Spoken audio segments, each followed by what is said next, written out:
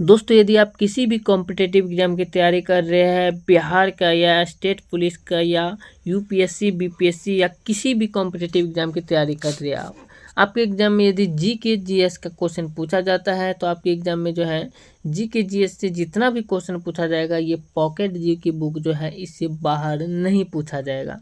तो इसीलिए जो है आपके लिए लेकर के आए हैं चैप्टर वाइज जो है, और चैप्टर वाइज प्रत्येक प्रकार के जो है क्वेश्चन को कवर कराने वाले हैं। जो पॉकेट जी की बुक में जो है लाइन बाय लाइन जो खान सर के द्वारा ये लिखा गया है, देख सकते हैं खान सर पॉकेट जी का क्लास भी शुरू किया है और वही पीडीएफ जो आपको बताने वाले हैं। और ये जो है लाइन बाय लाइन जो है खान सर के द्वारा जो है ये पीडीएफ में दिया गया है। और ये जो है आपको जो पॉकेट जी की बुक है उसी का जो है लाइन बाय लाइन क्वेश्चन बता रहे हैं। तो पॉकेट जी के बुक जो है वहाँ पे आप जीव विज्ञान जो सब्जेक्ट जहाँ से है वहाँ से शुरू कीजिएगा तो देख सकते हैं इसी तरीके से मिलेगा।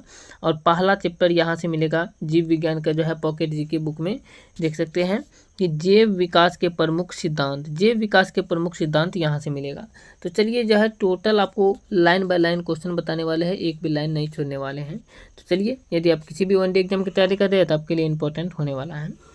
पहला यहाँ से देख सकते हैं कहा गया, पहला चैप्टर है जैव विकास के प्रमुख सिद्धांत। जैव विकास के प्रमुख सिद्धांत क्या है? तो पहला व्यक्ति था जिसका नाम था लेमार्क, और इसी ने दिया लेमार्कवाद या इसी को उपार्जित लक्षण कहा जाता है। इसकी वंशानुगति का सिद्धांत बताने वाले हैं। तो लेमार्कवाद या उपार्जित लक्षणों की वंशानुगति का सिद्धांत क्या कहता है ये समझिए कि सन 1809 में फ्रांसीसी वैज्ञानिक डी लेमार्क ने उनकी पुस्तक फिलोसोफिक जूलॉजिक में इस सिद्धांत को प्रतिपादन किया।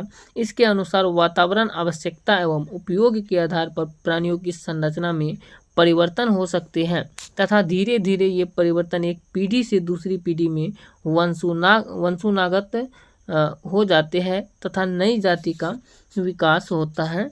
ये जो सिद्धांत जो दिया ये लेमार्कवाद ने दिया था, लेमार्क ने दिया था। ये अपनी पुस्तक जिसका नाम था, पुस्तक का नाम था फिलोसोफिक जूलॉजिक, और इसी पुस्तक में इन्होंने बताया था।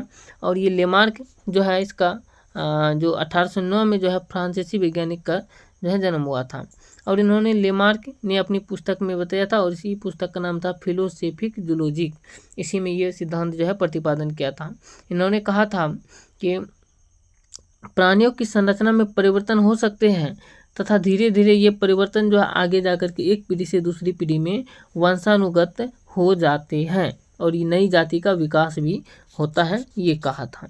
चलिए इसके पक्ष में, प्रमाण पक्ष में क्या मिला देख सकते हैं। इसका प्रमाण पक्ष में जो मिला, ये पहला प्रमाण पक्ष था कि जिराफ की गर्दन का लंबा और लंबे अग्रपाद होना ऊंचे पैरों की पत्तियों पर निर्भर रहने के कारण संभव हुआ। दूसरा इसका पक्ष था कि सर्प की टांगों का लुप्त होना, यानी बिल में जो है रहने से टांगों का उपयोग कम होने से टांगें लुप्त हो गई। तीसरा जो इसका पक्ष था ये था प्रमाण पक्ष में कि जलीय पक्षियों की अंगुलियों के बीच पादजा का विकास होता है। और चौथा पक्ष था इसका जो है ये था कि मांसाहारियों में तीखे नाखून या नखर युक्त पंजों का विकास जो है ये इसका प्रमाण पक्ष था। इस प्रकार से ये प्रमाण पक्ष था। आगे देख सकते हैं, आगे बात करें तो अगला यहाँ पे जो है शुरू हो जाता है। इसी में जो है जनन द्रव की निरंतरता का सिद्धांत है। तो जनन द्रव का निरंतरता का सिद्धांत क्या है ये समझिए। विजमैन ने अपने प्रयोगों के आधार पर दिया था। जनन द्रव की निरंतरता का सिद्धांत जो है ये विजमैन ने दिया था और इसका ये जो है ये अपने प्रयोग के आधार पर दिया था। इसका नाम जो है जनन द्रव की निरंतरता का सिद्धांत। अब निष्कर्ष क्या निकला इससे? निष्कर्ष यही निकला कि जनन द्रव कभी नष्ट नहीं होता। इसका निष्कर्ष जो निकला ये निकला कि जनन द्रव कभी भी नष्ट नहीं होता है। दूसरा है कि यह एक पीढ़ी से दूसरी पीढ़ी में स्थानांतरित हो जाता है। तो जनन द्रव जो है इसका सिद्धांत ये था, यह जो है एक पीढ़ी से दूसरी पीढ़ी में स्थानांतरित हो जाता है। तीसरा था कि विभिन्नताएं जनन द्रव द्वारा ही वंशानुगत यानी वंशागत होती है, अर्थात अगली पीढ़ी में जाती है। ये तीसरा था। आगे दिया गया है देख सकते हैं सिद्धांत का खंडन। सिद्धांत का खंडन के बारे में जानिए, सिद्धांत जो है इसका खंडन कैसे किया गया। पहला देख सकते हैं कि पहला खंडन किया गया विजमैन ने किया। विजमैन ने ये अपने पुस्तक जो है, विजमैन नामक वैज्ञानिक जो था, इन्होंने क्या चूहों की 20 से 22 हड्डियों की पूंछ काट देने पर भी पूंछ समाप्त नहीं हुई। विजमैन ने जो सिद्धांत किया था, उन्होंने क्या था कि चूहा जो होता है उसका पूंछ जो होता है वो 20 से 22 पीढ़ी की पूंछ को जो है उन्होंने काट के हटा दिया, और उन्होंने पूंछ काट देने पर भी कुछ पूंछ जो होता है वो समाप्त नहीं हुई, ये देखा उन्होंने।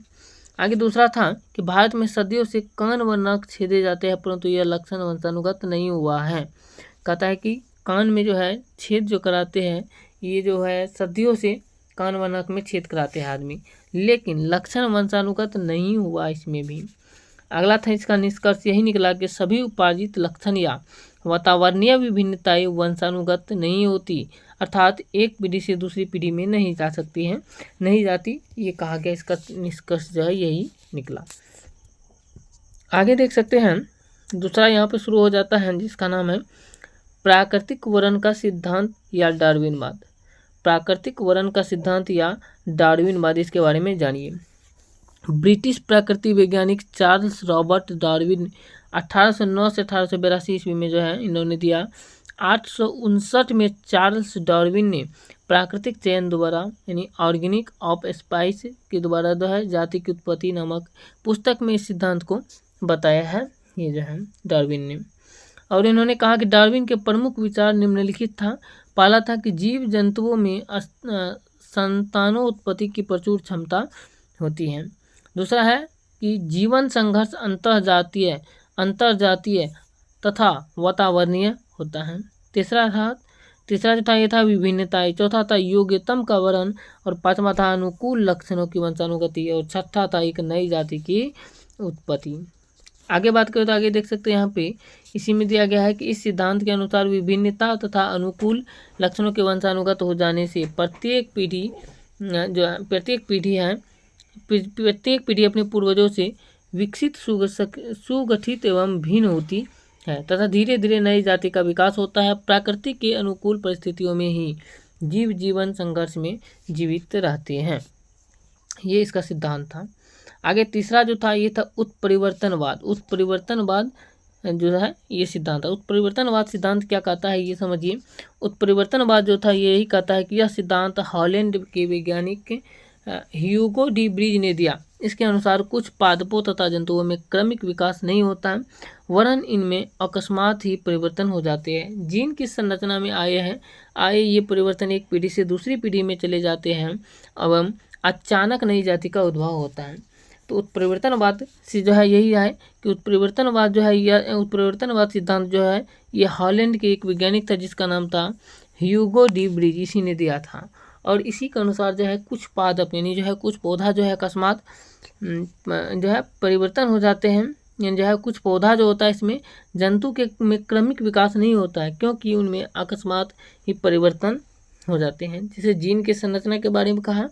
और ये परिवर्तन जो है पीढ़ी दर पीढ़ी में चले जाते हैं एवं अचानक नई जाति का उद्भव भी होता है। आगे हम देख सकते हैं, आगे आ जाता है जैव विकास एवं जैव विकास के प्रमाण। जैव विकास और जैव विकास के प्रमाण में आ जाता है। चलिए मिलते हैं नेक्स्ट वीडियो में इससे अगला वीडियो लेकर के, और ये वीडियो कैसा लगा ये भी कमेंट करके ज़रूर बताइएगा। जय हिंद।